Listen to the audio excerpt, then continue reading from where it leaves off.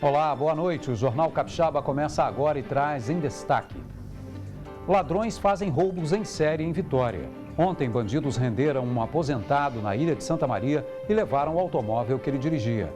Hoje pela manhã, usaram o carro para roubar uma mulher que caminhava em uma das ruas mais movimentadas da Praia do Canto. Em outro assalto, também na manhã de hoje, uma estudante de medicina foi arrastada por bandidos. Estão na cadeia 4 homens suspeitos de integrar uma quadrilha que assaltava motoristas de aplicativos e taxistas. Uma das vítimas conta que um dos criminosos presos chegou a atirar 2 vezes contra a cabeça dela durante um assalto, mas os tiros mascaram. A criminalidade também está no interior do estado. A família do prefeito de Ecoporanga foi feita refém por assaltantes. Entre as vítimas estão o filho, a nora, 2 netos e funcionários da fazenda de Elias Dalcol. Eles foram abandonados num cafezal. E no meio de tanta violência, uma boa notícia. Se recupera bem no hospital um motociclista que foi atingido em cheio por um carro em Vila Velha. A família trata o fato de o motociclista ter sobrevivido como um milagre. Essas e outras notícias você confere agora no Jornal Capixaba.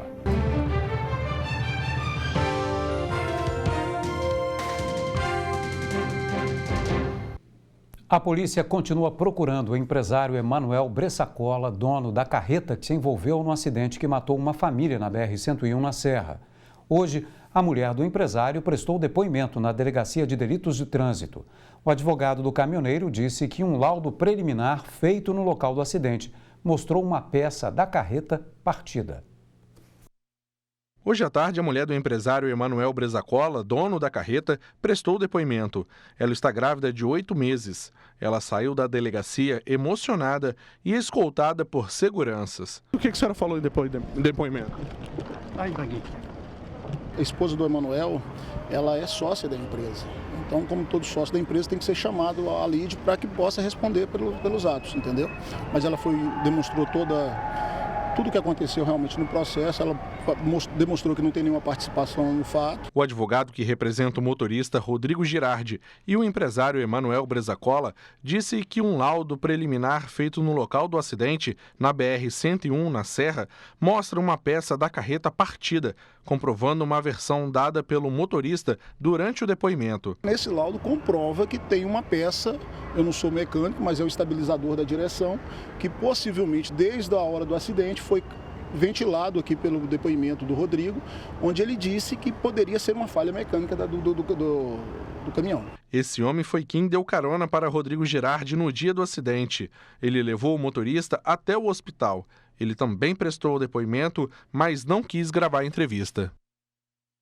Imagens de câmeras de segurança registraram um momento em que ladrões roubaram a bolsa de uma mulher hoje pela manhã, em uma das ruas mais movimentadas da Praia do Canto.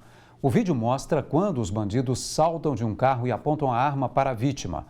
Eles usaram no assalto um veículo que haviam roubado ontem de um aposentado. O carro de luxo que aparece nas imagens pertence a um aposentado de 71 anos. O veículo foi roubado na ilha de Santa Maria, em Vitória, na tarde de ontem e foi utilizado horas depois em um assalto na Praia do Canto. A câmera de segurança do edifício registrou o assalto. Reparem que os criminosos estacionam o veículo, abrem as portas traseira e do carona e depois aguardam a vítima passar. A mulher caminha pela calçada tranquilamente com uma bolsa na mão, quando é abordada pelos criminosos. Um deles ainda aponta uma arma na direção da vítima. Ela se assusta, ainda dá alguns passos para trás e esbarra num vaso de plantas. Os assaltantes aproveitam para puxar a bolsa, entram no carro e fogem do bairro. O assalto aconteceu nesta movimentada calçada aqui da Praia do Canto. Foi essa câmera de segurança do edifício que registrou toda a ação. O vaso que a vítima esbarrou e quebrou foi parar bem aqui, nestes sacos de lixo. Funcionários de uma obra que fica ao lado do local do crime não perceberam a ação. Eles só escutaram o barulho e depois ouviram os boatos.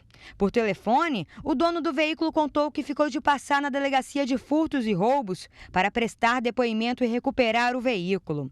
O carro foi encontrado na região do Bonfim ainda nesta segunda-feira. E hoje pela manhã, uma estudante de medicina também foi assaltada no bairro Santa Lúcia, em Vitória. A jovem foi arrastada por cerca de 5 metros.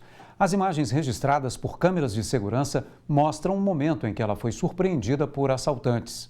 é possível ver a estudante saindo do prédio e chegando no carro. Logo em seguida, o bandido aparece e rende a universitária. Os dois ficam na porta do carro por alguns segundos e logo depois o bandido arranca com o veículo, arrastando a estudante. A polícia militar foi acionada e o veículo localizado logo depois. Porém, os criminosos ainda não foram identificados. A polícia prendeu 4 homens suspeitos de integrar uma quadrilha que assaltava motoristas de aplicativos de transporte e taxistas. Uma das vítimas contou à polícia que chegou a ter uma arma apontada para a cabeça durante um assalto. O bandido atirou, mas os tiros mascaram.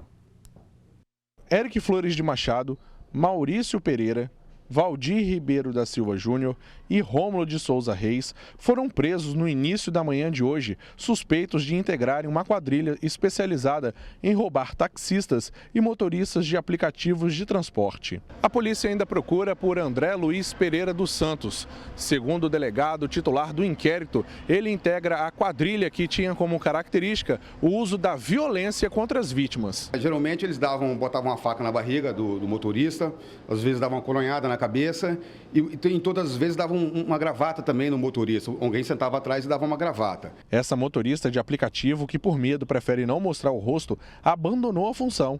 Ela conta que um dos criminosos presos chegou a atirar 2 vezes contra a cabeça dela durante um assalto, mas os tiros mascaram. Os 2 tiros da arma apontada na minha cabeça. Só pude pensar assim que Deus confortasse minha mãe. Só isso, mais nada. André Luiz Pereira dos Santos está foragido. Ele foi reconhecido por uma das vítimas. Esse outro motorista, que também não quer ser identificado. Ele apresenta o registro da corrida em que foi alvo do criminoso. Diz que continua na atividade, mas com medo de ser roubado novamente. A gente não consegue ver foto do passageiro, a gente não consegue ver o nome quando está chamando a corrida. Então isso daí deixa a gente bem seguro. A gente trabalha no escuro, acaba trabalhando e esperando o mal acontecer. A polícia afirma que os presos traficavam drogas em Jardim da Penha. Na volta para os morros do Moscoso e da Piedade, rendiam os motoristas e praticavam os assaltos. Eles saíam do morro do Moscoso, da Piedade, e frequentemente iam para a Rua da Lama, onde faziam venda de drogas, depois retornavam com o taxista e faziam o assalto aqui quando chegavam aqui nas ruas sem saídas, próximo ao Morro da Piedade ou ao Morro de Moscoso. A família do prefeito de Ecoporanga, Elias Dalcol, passou por momentos de terror na noite de ontem. Os parentes foram feitos reféns na propriedade onde moram, na zona rural do município. De acordo com a Polícia Militar, 5 homens encapuzados e armados renderam o filho do prefeito, a esposa dele e os filhos que estavam na casa. Em seguida, os bandidos foram até a residência do caseiro e também o renderam junto com a esposa. Todos foram mantidos reféns enquanto os acusados saquearam as casas. As vítimas foram colocadas nos carros e liberadas em uma lavoura de café entre Nova Venécia e Vila Valério. A Polícia Civil segue investigando o caso. Um jovem de 23 anos foi assassinado no meio da rua no início da tarde de hoje, no bairro Jockey, em Vila Velha. Segundo testemunhas, os criminosos efetuaram pelo menos 5 disparos. No momento do crime, muitos moradores passavam pela rua e ficaram assustados. Abalados, os familiares estiveram no local do crime no início da tarde de hoje. Igor Neves de Oliveira, de 23 anos, foi morto a tiros durante o horário de almoço, no bairro Jockey de Taparica, em Vila Velha, às margens do Valão. Vários curiosos se reuniram na rua. Moradores disseram que não viram como tudo aconteceu. Eles ficaram assustados quando escutaram os disparos. As polícias militares e civil foram acionadas. A vítima estava nesta rua na companhia de outros 2 colegas e seguia para o serviço quando um veículo parou e os criminosos efetuaram pelo menos 5 disparos. Testemunhas acreditam que o jovem era o alvo, pois apenas ele foi atingido. Segundo informações de policiais militares, Igor possuía uma passagem na justiça por receptação. Ele trabalhava em uma empresa de cortinas do bairro. De acordo com o chefe de Igor, ele era considerado um bom funcionário, estava há quase 2 anos na empresa e tinha voltado recentemente de férias. Ainda não se sabe o que motivou o crime e nem a identificação dos autores. O caso será investigado pela Divisão de Homicídios e Proteção à Pessoa. A Polícia Civil identificou os suspeitos de terem assassinado uma fisioterapeuta em Ibatiba, no sul do estado. São 2 irmãos, de 18 e 27 anos. Jéssica de Assis Marques foi baleada do lado esquerdo e um dos tiros acertou o coração. Ela estava desaparecida desde a noite de domingo. O corpo foi encontrado na comunidade de Santa Maria, bem perto da BR-262. A moto em que ela estava também foi encontrada junto ao corpo. A jovem era fisioterapeuta e trabalhava na APAI do município. A Polícia Civil segue investigando o caso. Os nomes dos irmãos não foram divulgados.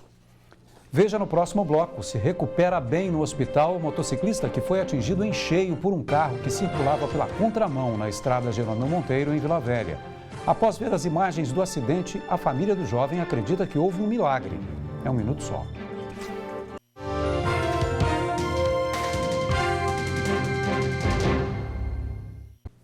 Se recupera bem no hospital o motociclista que foi atingido em cheio por um carro que circulava pela contramão na estrada Jerônimo Monteiro, em Vila Velha. As imagens que mostram o motociclista sendo lançado a uma altura de 2 metros impressionaram a família, que trata o fato de o motociclista ter sobrevivido como um milagre.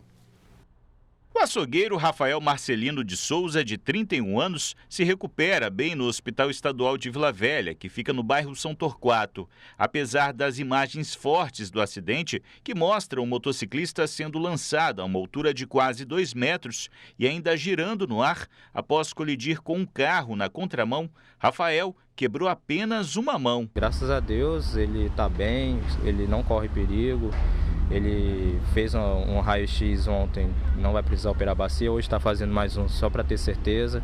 Vai fazer uma cirurgia só na mão, onde ele quebrou. Familiares e o próprio Rafael assistiram ao vídeo. Eles descreveram o resultado do acidente como um milagre. Um milagre, porque pela violência do acidente, pela violência do impacto, a gente achou que tinha acontecido alguma coisa mais grave, que poderia ter ocorrido até ele morrer, né? O acidente aconteceu bem neste ponto da estrada Jerônimo Monteiro. O carro que causou a colisão ficou por aqui e só foi retirado hoje de manhã. Segundo familiares do motociclista, o motorista do veículo assumiu a culpa pelo acidente no dia, mas depois desapareceu. Ele até prestou socorro na hora do acidente, entendeu? Mas a família está tentando se comunicar com ele, mas ele não está dando suporte, ele não está atendendo o telefone e na hora do local ele tentou se evadir, mas foi eu e um outro rapaz que interceptamos, até chegar da polícia para fazer todo o procedimento. Foi ele mesmo que assumiu o erro, então a gente espera que ele assuma de verdade todo o custo, tudo que vai precisar, porque a moto era um meio de transporte dele, de trazer uma renda extra para a família. Tanto é que eles estão pagando a moto ainda, então é complicado. A estrada Jerônimo Monteiro só tem capacidade para um veículo em cada sentido e a sinalização proíbe a ultrapassagem. Quem mora e costuma passar na região fala que a imprudência de motoristas por aqui é muito comum. Infelizmente é falta de respeito e de educação, né? Então as pessoas não respeitam o direito de ir e vir, não respeitam a sinalização. Acidente até que pela quantia de imprudência é pouca, mas falta educação. O PIB capixaba fechou em 121,9 bilhões de reais, com crescimento de 2,1% no primeiro trimestre de 2019. Os dados são do Instituto Jones dos Santos Neves. Em comparação com o último trimestre, a soma de riquezas capixabas teve uma queda de 1,3% no primeiro trimestre deste ano. Mesmo com o surgimento e o avanço de tantas novidades tecnológicas, os bons e velhos livros continuam sendo uma ferramenta essencial para o processo de aprendizagem e para a formação e inclusão de alunos com pensamento crítico na sociedade. Essa foi a principal motivação para que um grupo de professores de uma escola estadual de Cariacica lançasse o projeto Kombi Literária, uma iniciativa que estimula a circulação de obras literárias dos mais variados gêneros e que vem conquistando cada vez mais a mente e o coração dos alunos. Os horários do recreio nesta escola estadual em Cariacica nunca mais foram os mesmos, depois que uma mini Kombi apareceu por aqui. E o que atrai os alunos não é a forma do veículo, mas o que tem dentro, o conhecimento. Aqui tem livros para todos os gostos. Em 3 meses, Ana Júlia já leu 5 livros. Eu gostei do Quem é Você, Alaska, Deixe a Neve Cair, Cidades de Papel. Gostei também do Mundo de Sofia e Memórias Póstumas de Brás Cubas. Machado de Assis. Vou continuar lendo, vou lendo cada vez mais. Acho muito interessante. O projeto Kombi Literária surgiu depois de uma ação de professores de português da escola. A Kombi, por exemplo, era um carrinho de experimentos de ciências que não estava sendo utilizado. O acesso aos livros da Kombi Literária é bem simples. Os alunos trazem um exemplar de casa e aqui trocam por outro. E quem não tem livro pode fazer um empréstimo e levar para casa. Eu acho muito importante, porque às vezes a gente gosta de ler, mas não tem livro. Então a gente pode pegar qualquer livro que a gente tiver em casa e trocar por um livro legal aqui. E se a gente acabar o livro, a gente pode pegar e trocar o livro de novo pelo livro que tem aqui. A aproximação com os livros tem mudado a rotina dos alunos, que passaram a debater os assuntos e a trocar os exemplares entre eles. Nos intervalos, ou então nas próprias aulas de português, nós debatemos sobre os personagens de livros, sobre os atores, sobre a nossa tese, sobre a literatura. E às vezes até mesmo nós, entre os alunos, nós fazemos um empréstimo entre nós mesmos de livros. Tanta interação tem dado resultado. A Kombi Literária tem aberto cada vez mais os olhos de quem encontra nas histórias dos livros um mundo novo. Eu acho uma coisa muito legal, porque não é em toda escola que você vê isso. Não é em toda escola que você vê os alunos se envolvendo tanto. E é uma coisa muito incrível, porque a leitura, ela é algo muito bom. E ela é algo que, tipo assim, é muito top, é como se tivesse uma televisão na cabeça da gente. Eu acho que é muito interessante que outros alunos também saibam disso. Porque aqui tem muita gente que gosta de ler, mas não tem tanta oportunidade. É porque ler é como você se aprofundar nos pensamentos do autor e se perder neles. É muito legal. Traz muito conhecimento. Né? Muito conhecimento. Você aprende palavras novas e conhece novos mundos que você nem imagina que existiam. Eu acho que o mais legal assim do carrinho de livros é não só dar acesso ao livro para os alunos, para todos os alunos, mas dar oportunidade para aqueles alunos que gostam de ler mais. Porque eu acho que a escola tem muita preocupação com os alunos que têm dificuldade, com os alunos que têm defasagem. E esses alunos que são bons alunos, que já têm um bom rendimento, eles acabam ficando de lado na escola. São alunos que, em geral, não têm um olhar, porque são alunos que não dão trabalho, não exigem uma atenção especial, em tese, mas no fundo, que precisam também ser valorizados, porque eles têm potencial e eles podem aumentar esse potencial. Esse carrinho também, eu acho que ele surge nesse propósito também, de aumentar a quantidade de livros que esses alunos já leem e de proporcionar esse acesso que até então a gente não tinha. A seguir, Biblioteca Central da UFES expõe equipamentos antigos utilizados até a década de 1990. Tem projetor de slide, fita cassete, aparelho de som 4 em 1, televisores de tubo e mapas. Muitas pessoas, principalmente das novas gerações, não conhecem esses aparelhos. A gente volta já.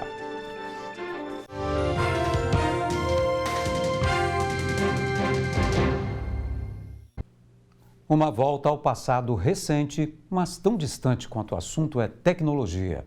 Estão em exposição na UFES equipamentos usados nas décadas de 80 e 90 para auxiliar nas aulas, mas que muitos alunos hoje já não conhecem. Eles tiveram grande importância na sala de aula, famosos nos anos 80 e 90. Recursos usados pelos professores e pouco reconhecidos hoje. Alguns eu nunca vi. Tem a videocassete ali que eu conheço, os discos, tem o som ali que eu também já conheço da casa dos meus avós. Materiais que chamam a atenção de quem usa o espaço para estudo e pesquisa, como a Ana Carolina, que está aproveitando para conhecer alguns itens, entre eles a fita VHS. Eu acho muito interessante, para a gente conhecer como as pessoas estudavam antigamente. Hoje tudo mais fácil, né? Com certeza, o avanço da tecnologia facilitou bastante. E você, seria capaz de reconhecer algum desses materiais que estão expostos? Qual é o nome deste? E este? Para que serve? É um retroprojetor. Nele são projetadas imagens. Esse é fácil.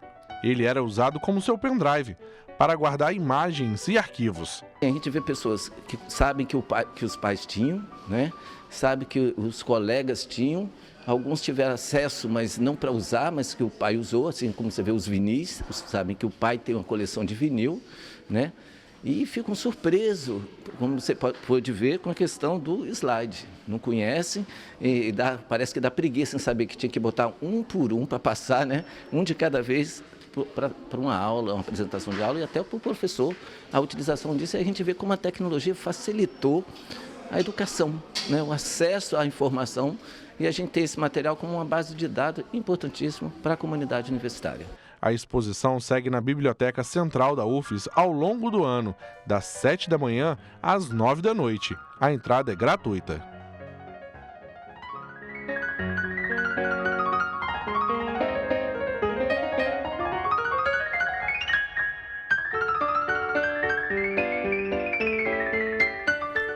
O Jornal Capixaba termina por aqui. Fique agora com o Jornal da Band. Uma boa noite para você e até amanhã.